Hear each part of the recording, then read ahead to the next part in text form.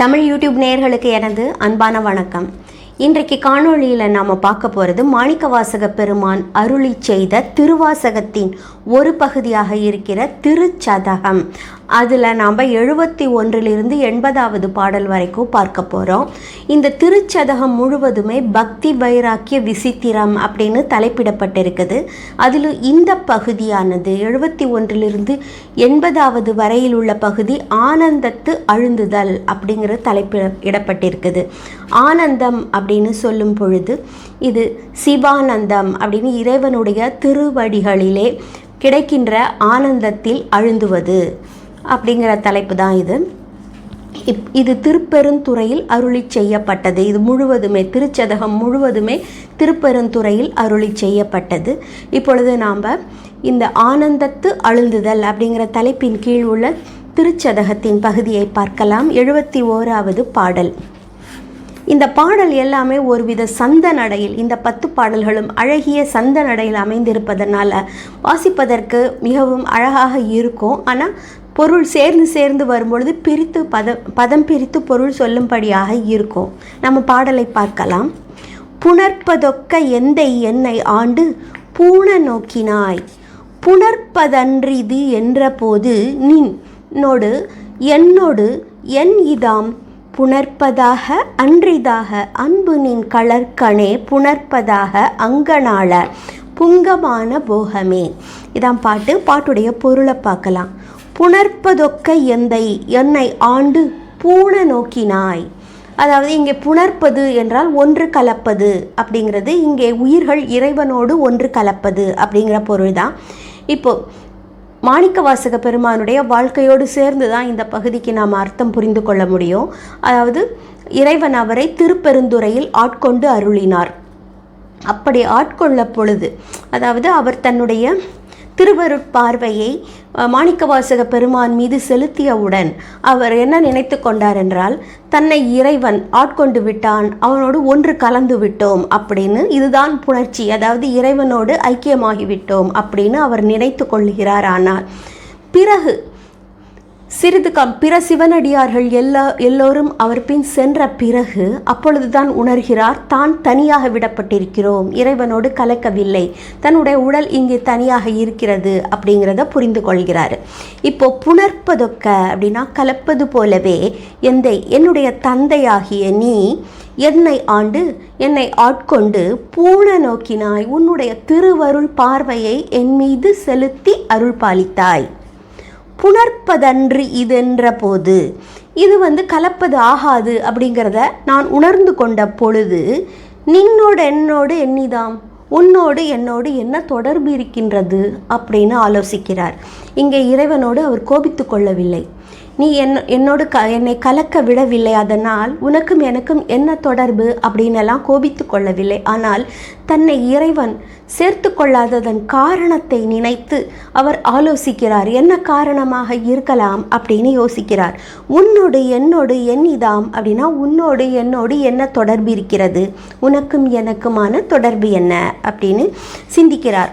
புணர்ப்பதாக, அதற்கு பிறகு அவருக்கு தோன்றுகிறது, சரி புணர்ப்பதாக அப்படின்னா உன்னோடு ஒன்று கலந்ததாக இருக்கட்டும், அன்றிதாக இல்லது கலக்கவில்லை என்று இருக்கட்டும், ஆனால் ஒன்று தான் எனக்கு வேணும். என்ன சொல்கிறாரு? அன்பு நின் கலர்கணே, உன்னுடைய திருவடிகளின் மீது அன்பு மட்டும் எனக்கு மாறாது இருக்கணும்.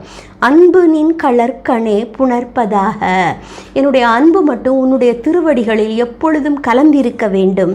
அங்கனாள அப்படின்னா அழகிய கண்களை உடைய இறைவனே, கண்ணுக்கு அழகு கண்ணோட்டம், அதனால் திருவருள் பார்வையோடு விளங்குகின்ற சிவபெருமானே அப்படின்னு பொருள். புங்கமான போகமே அப்படின்னு, புங்கமான அப்படின்னா மேலான உயர்வான அப்படின்னு பொருள். போகமே என்பது சிவபோகம் அப்படின்றது இங்கே பொருள். ஆக அன்பு, உன்னுடைய திருவடிகளிலே செலுத்துகின்ற அன்பு மட்டும் எனக்கு மேலான சிவபோகம் ஆகும். அதாவது உன்னோடு நான் கலந்திருக்கட்டும், இல்லாமல் இருக்கட்டும், அது எப்படி வேண்டுமானாலும் போகட்டும், ஆனால் உன் திருவடிகளிலே நான் செலுத்துகிற அன்பு மட்டும் எப்பொழுதும் மாறாது இருக்கணும். ஏன்னா அந்த அன்பு இருந்தால் எப்பொழுதும் உன்னை அடைய முடியும், சிவபோகத்தை அடைய முடியும் அப்படின்னு இவர் எண்ணுகிறார். அன்பே சிவம் என்ற வார்த்தைக்கு பொருளாக இந்த பாடல் அமைந்திருக்குது. அடுத்த பாடல் 72வது பாடலுக்கு போகலாம். போகமே என்று முடிந்திருக்குது.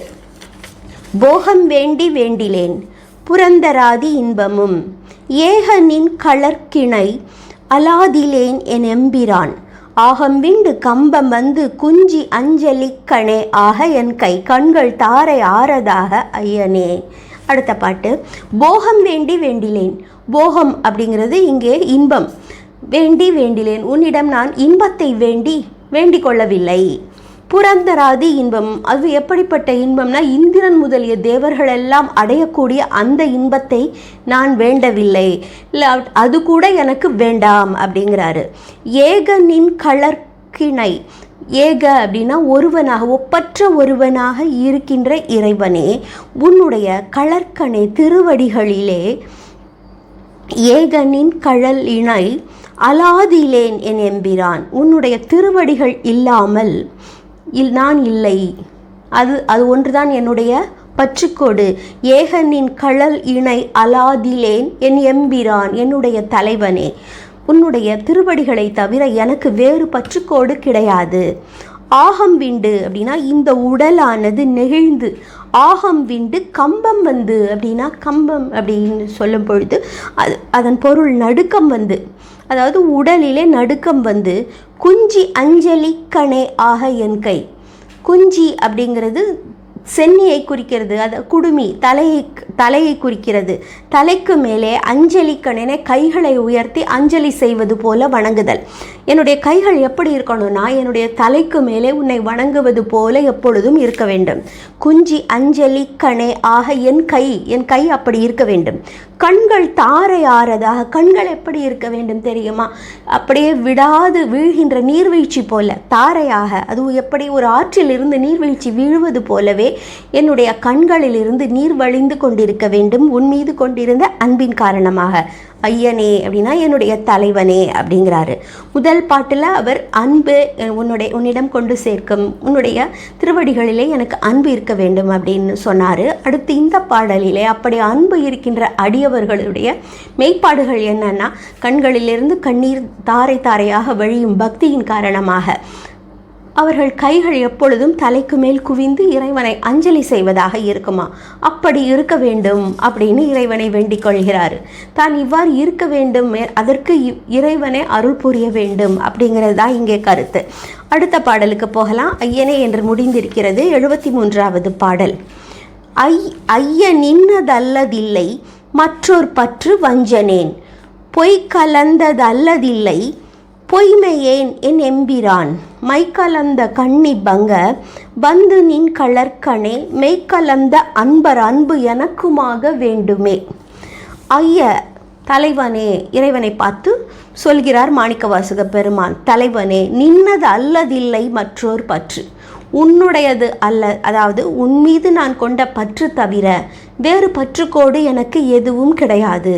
நின்னதல்லதில்லை மற்றொரு பற்று வஞ்சனேன், ஆனால் நான் வஞ்சகம் நிறைந்தவன் அப்படிங்கிறாரு. பொய் கலந்தது அல்லதில்லை, ஏனென்றால் என்னிடம் எப்பொழுது பொய்கள் தான் இருக்குது. பொய் கலந்தது அல்லது இல்லை, அதாவது உண்மையே இல்லையாம். பொய் கலந்தது இல்லாமல் எதுவும் இல்லையா அவரிடம். பொய் கலந்தது அல்லதில்லை பொய்மையேன், பொய்மையே வடிவானவன் நான் அப்படிங்கிறாரு. மாணிக்கவாசக பெருமான் பல இடங்களிலும் ஏன் தன்னை பொய்மையேன் அப்படின்னு சொல்லிக்கொள்கிறார் என்பதற்கு பல காரணங்கள் இருக்குது. ஏனென்றால் இறைவன் அவரிடம் திருவிளையாடல் புரியும் பொழுது பாண்டிய மன்னன் குதிரை வாங்குவதற்காக தந்த காசை செலவழித்து விடுகிறார் இவர் கோவில் கட்டுவதற்காக. அது இறைவனுடைய திருவருள் என்றே நினைக்கிறார். அரசன் கேட்ட பொழுது என்ன சொல்கிறார்? குதிரை வந்துவிடும். இறைவன் சொன்னதைத்தான் சொல்கிறாரு, ஆனால் அது பொய் சொன்னது அவருக்கு உறுத்தி கொண்டிருக்கிறது. இறைவன் மீது சொல்லிவிட்டு இறைவனுடைய செயலாக நினைத்து பொய் சொன்னாலும் பொய் சொன்னது அவருடைய உள்ளத்தை வாட்டி கொண்டிருந்திருக்க வேண்டும். அதனால் பொய்மையேன் அப்படிங்கிறாரு. இன்னொரு பொருள் இருக்கலாம். ஏனென்றால் மெய்யடியார்கள் இறைவன் மீது உண்மையான அன்பு உடையவர்கள், மெய் வடிவமான மெய்ப்பொருளான இறைவனையே தங்களுடைய மனத்தில் கொண்டிருப்பார்கள். அப்படி இல்லாமல் இந்த மாய உலகத்தின் மீது பற்று கொண்டதனால் பொய்மையேன் அப்படின்னு சொல்கிறார். பொய் என்று சொல்வதெல்லாம் இந்த மாயையான உலகத்தை குறிக்கிறது. அவ்வாறும் எடுத்துக்கொள்ளும்படியாக இருக்கிறது. பொய்மையேன் என் எம்பிரான், என்னுடைய தலைவனே நான் பொய் நிறைந்தவன் அப்படிங்கிறாரு. மை கலந்த கண்ணி பங்க, அது மை தீட்டப்பட்ட விழிகளை உடைய உமாதேவியை தன்னுடைய இடபாகத்திலே கொண்டிருக்கின்ற சிவபெருமானே, வந்து நின் கழற்கணே, உன்னுடைய திருவடிகளின் கண் வந்து மெய்கலந்த அன்பர் அன்பு, உண்மையான அன்பு உடைய சிவனடியார்களை போன்ற அன்பு எனக்குமாக வேண்டுமே, எனக்கும் ஏற்பட வேண்டும் அப்படின்னு கேட்குறாரு. அதாவது இவர் அன்பு செலுத்த வேண்டியது தானே, ஆனால் அதற்கும் இறைவனுடைய திருவருள் வேண்டும் அப்படிங்கிறதுனால மெய்கலந்த அன்பர் அன்பு எனக்குமாக வேண்டுமே அப்படிங்கிறாரு. எனக்கும் அப்படி உன்னிடத்தில் அன்பு உண்டாக வேண்டும் அப்படின்னு கேட்கிறாரு. வேண்டுமேன்னு முடியுது இந்த பாட்டு. 74வது பாட்டுக்கு போகலாம். வேண்டும் நின் கழற்கண் அன்பு பொய்மை தீர்ந்து மெய்மையே ஆண்டு கொண்டு நம்பி நாயினேனை ஆவ என்ற அருளினி பூண்டு கொண்டடியனேனும் போற்றி போற்றி என்றுமென்றும் மாண்டு மாண்டு வந்து வந்து மன்னனின் வணங்கவே. இந்த பாட்டு பொருளை பார்க்கலாம். வேண்டும் நின் கழற்கண் அன்பு, உன்னுடைய திருவடிகளின் மீது எனக்கு அன்பு வேண்டும். பொய்மை தீர்ந்து மெய்மையை, அதுவும் எப்படி வேணும்னா பொய் இருக்கக்கூடாது, பொய்மையெல்லாம் அழிக்க வேண்டும், நீ தான் அதை அழிக்கணும்.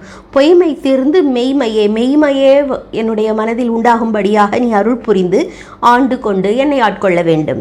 நாயினேனை, நாய் போன்ற கடையனாகிய என்னை ஆவ என்ற அருளினி, நான் இப்படியெல்லாம் சொல்கிறேன் இல்லையா, அதனால் நீ ஆகட்டும் என்று சொல்லி அருள் புரிய வேண்டும்.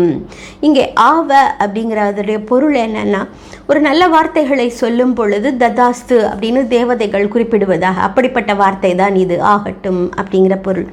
கிறித்துவத்தில் கூட ஆமென் அப்படிங்கிற வார்த்தை அவ்வாறு தான் பயன்படுகிறது. ஆவ அப்படின்னா இறைவன் ஆகட்டும் என்று அருள் புரிய வேண்டும் என்ற அருளு நீ பூண்டு கொண்டடியனேனும், உன்னுடைய திருவடிகளை என்னுடைய தலையிலே பூண்டு கொண்டு ஆபரணமாக கொண்டு நான் அடியனேனும் போற்றி போற்றி என்றும் என்றும் உன்னை வணக்கம் வணக்கம் என்று சொல்லி வணங்கி என்றும் என்றும் எப்பொழுதும் வணங்கி மாண்டு மாண்டு வந்து வந்து மன்னனின் வணங்கவே, திருப்பி இறந்து இறந்து திரும்ப பிறந்து வந்து வந்து மன்னனின் வணங்கவே, மன்னனாகிய உன்னை நான் வணங்குவதற்காக உன்னுடைய திருவடிகளை நான் பூண்டு கொள்ள வேண்டும், அதற்கு நீ அருள வேண்டும். இதில் சொல்லப்படுவது என்ன அப்படின்னா, எத்தனை பிறவிகள் எடுப்பதற்கும் இவர் அஞ்சவில்லை. பிறவி துன்பத்தை ஒழிக்க வேண்டும் என்று அந்த இறைவனையே வேண்டிக் கொள்கிறார். ஆனாலும் தன்னை பொய்யன் என்று நினைத்து கொள்ளுகிறார். தன்னுடைய கொடிய வினைகளின் காரணமாக இறைவன் தன்னை ஆட்கொள்ளவில்லை, தன்னை இங்கே விட்டு விட்டு சென்று விட்டார் அப்படின்னு நினைத்து கொள்ளுகிறார். இப்படி பல விதமான சிந்தனைகளில் உழன்ற மாணிக்கவாசக பெருமான் எத்தனை பிறவி வந்தாலும் இறைவனுடைய அருள், அவனை வணங்குவதானது மிகவும் இன்பத்தை தருகின்றது, ஆனந்தத்தை தருகின்றது. அந்த ஆனந்தத்தில் அழுந்துகின்ற அந்த இன்பத்திற்காக மாண்டு மாண்டு வந்து வந்து மன்னனின் வணங்கவே, உன்னை வணங்குவதற்காக இந்த பிறவி கிடைத்தாலும் இதுவும் பரவாயில்லை அப்படிங்கிறாரு. இது அப்பர் பெருமான் ஒரு பாடல்ல சொல்லியிருப்பார். இனித்தமுடன் எடுத்த பொற்பாதம் கண்டால் மனித பிறவியும் வேண்டுவதே இம்மாநிலத்தே, உன்னுடைய பொற்பாதங்களின் மீது அன்பு கொண்டால் இந்த மனித பிறவியும் இனிமையானது அப்படின்னு சொல்றாரு. அப்பருடைய கருத்தையே தான் இங்கே இவரும் சொல்கிறார். வணங்கவேன்னு முடியுது. 75வது பாடலுக்கு போகலாம். வணங்கும் நின்னை மண்ணும் விண்ணும் வேதம் 4 ஓலமிட்டு உணங்கு நின்னை எய்தலுற்று மற்றொரு உண்மை இன்மையின் வணங்கியாம் விடயங்களென்ன வந்து நின்று அருளுதற்கு இணங்கு கொங்கை மங்கை பங்க என் கொலோ நினைப்பதே. இங்கு வணங்கும் நின்னை மண்ணும் விண்ணும், இறைவனே உன்னை இந்த மண்ணும் விண்ணும் வணங்கும்.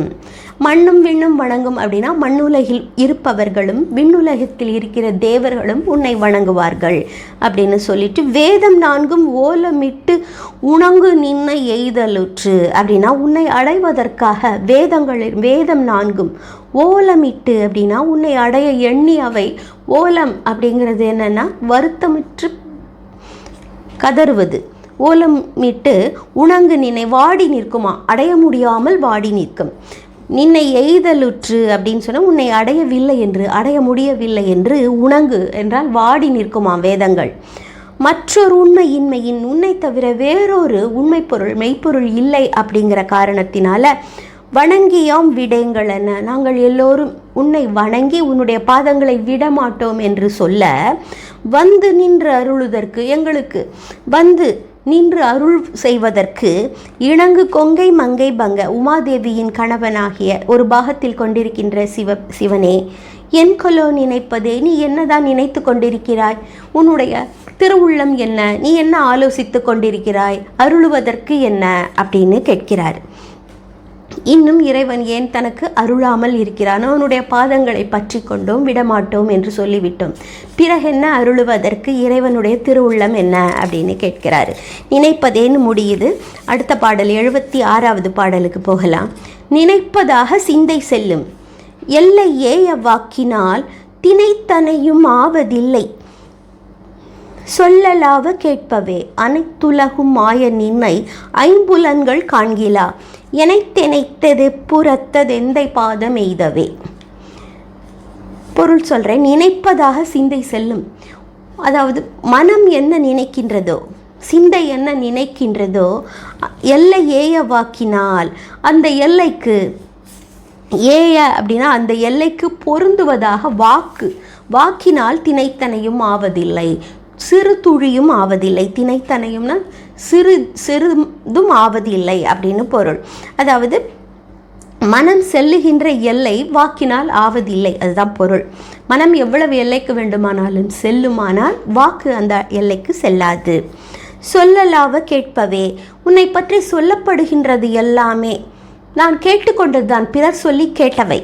கேட்பவே அனைத்துலகுமாய நின்னை, எல்லா உலகங்களுமாக இருக்கின்ற உன்னை ஐம்புலன்கள் காண்கிலா, எல்லா உலகமாகவும் இருக்கின்ற உன்னை, எல்லா உலகங்களிலும் இருக்கின்ற உன்னை இந்த 5 புலன்கள் காண முடியாது. ஏன்னா 5 புலன்கள் ஒரு குறிப்பிட்ட எல்லைக்கு உட்பட்டவை, அவை காண்கிலா. எனைத்தெனைத்த அப்படின்னா எப்படிப்பட்டவன் இந்த இறைவன்?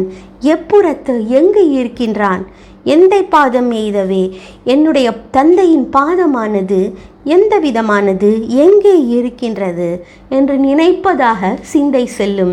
ஆனால் எப்படி இருந்தாலும் இந்த ஐம்புலன்களால் காண முடியாது, சிந்தை செல்லுகின்ற அளவிற்கு வாக்கினால் செல்ல முடியாது. எப்படி இருந்த போதிலும் உன்னுடைய பாதத்தை காண்பதற்காக அது எப்படிப்பட்டது, எங்கிருக்கின்றது என்பதாக என்னுடைய மனமானது நினைத்து கொண்டிருக்கின்றது அப்படிங்கிறது தான் இதோடைய பொருள்.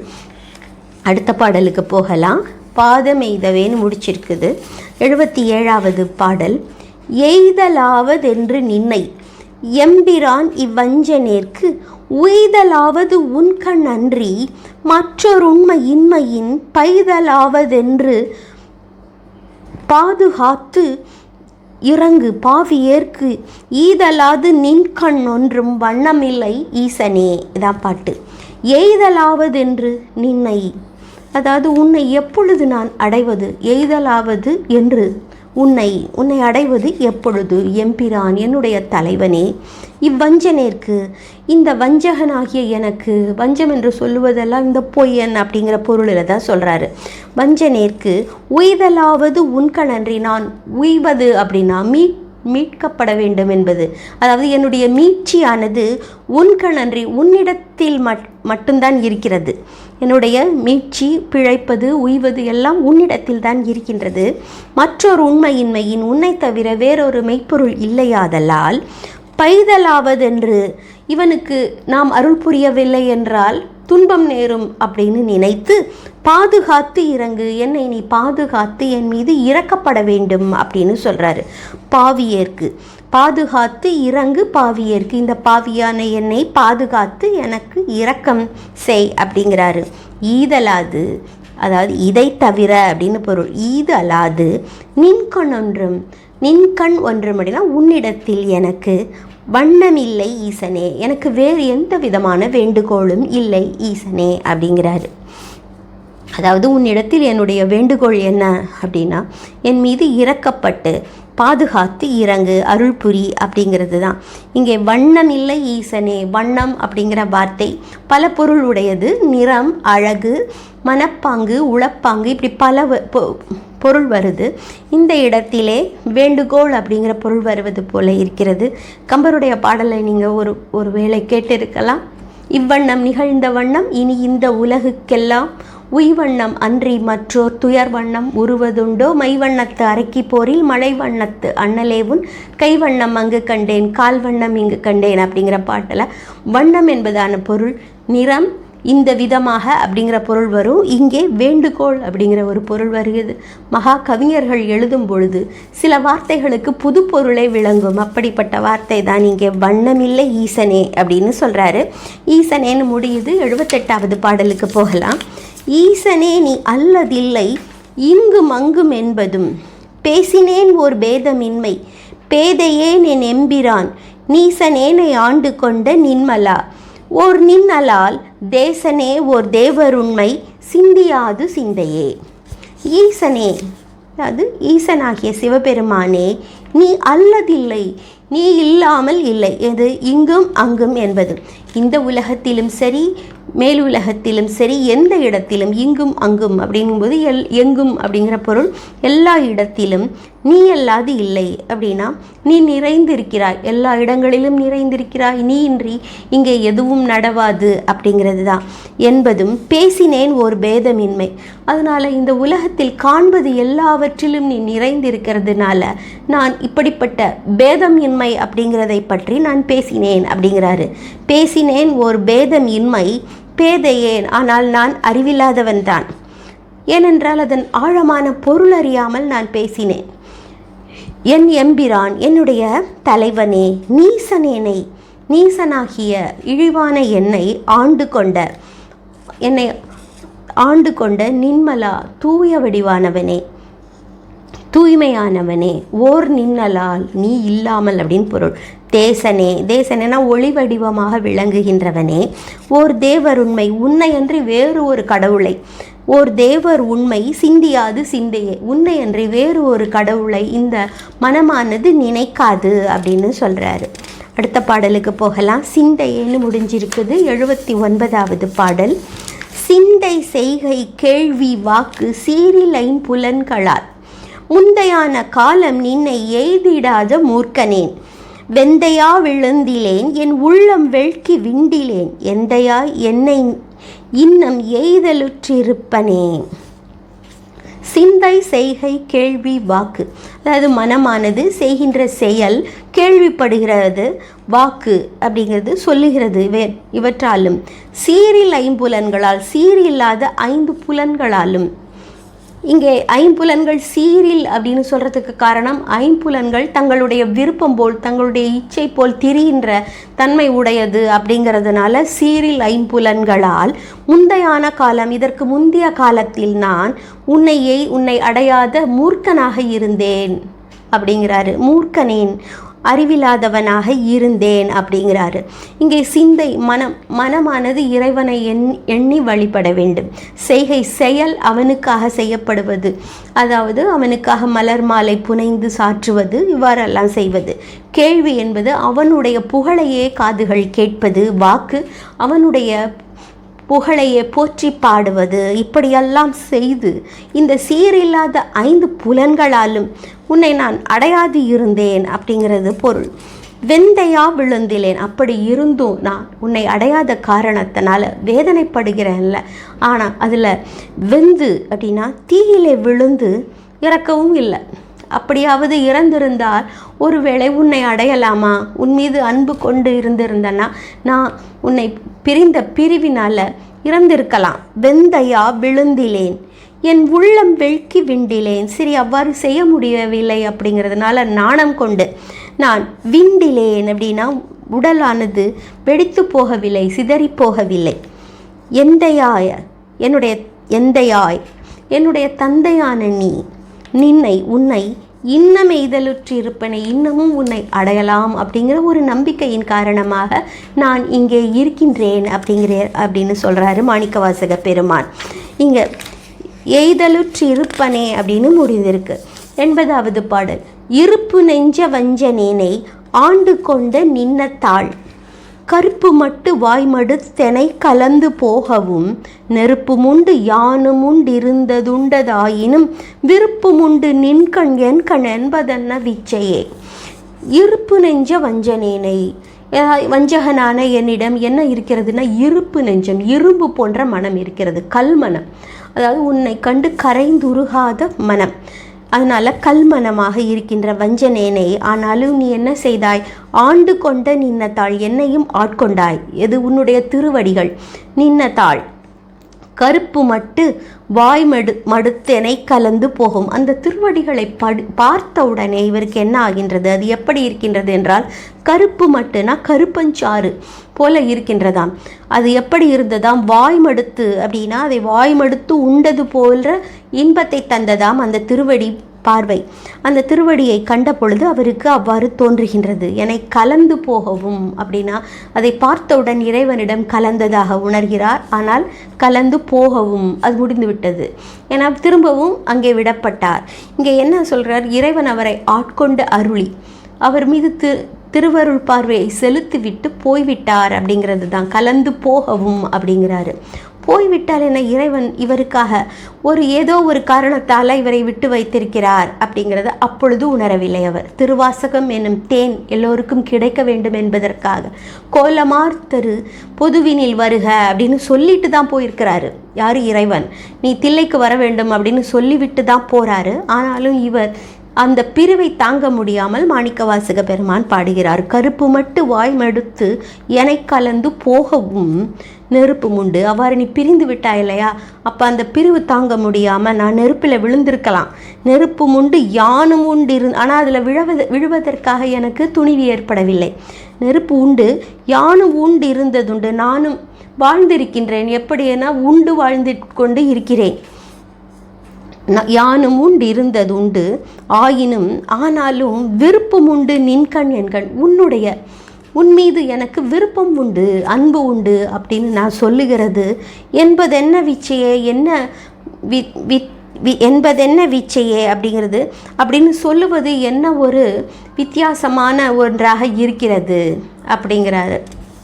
அதாவது விருப்பம் உண்டு நின்கண் என்கண் என்பதென்ன வீச்சையே, என்னுடைய ஆசை உன்னுடைய திருவடிகளிலே எனக்கு விருப்பம் இருக்கிறது அப்படின்னு நான் சொல்லுவதற்கு என்ன அர்த்தம், பொருள் இருக்கின்றது? நான் அப்படி சொல்லுகிறேன். ஆனால் உன்னை பிரிந்து நான் நெருப்பில் விழவில்லை, இன்னும் உயிர் வாழ்ந்து கொண்டிருக்கின்றேன் என்று சொல்கிறார். இது என்ன விந்தையே அப்படிங்கிறது தான் விச்சையே அப்படின்னு இங்கே தெரிந்து வந்திருக்கு. இது 80வது பாடல் வரைக்கும் 71லிருந்து 80 வரைக்கும் நாம் பார்த்தோம். இந்த திருச்சதகம் பகுதி மேலும் தொடரும். திருச்சிற்றம்பலம். நாம் மேலும் தமிழோடு பயணம் செய்யலாம். வணக்கம். நன்றி. ராஜி.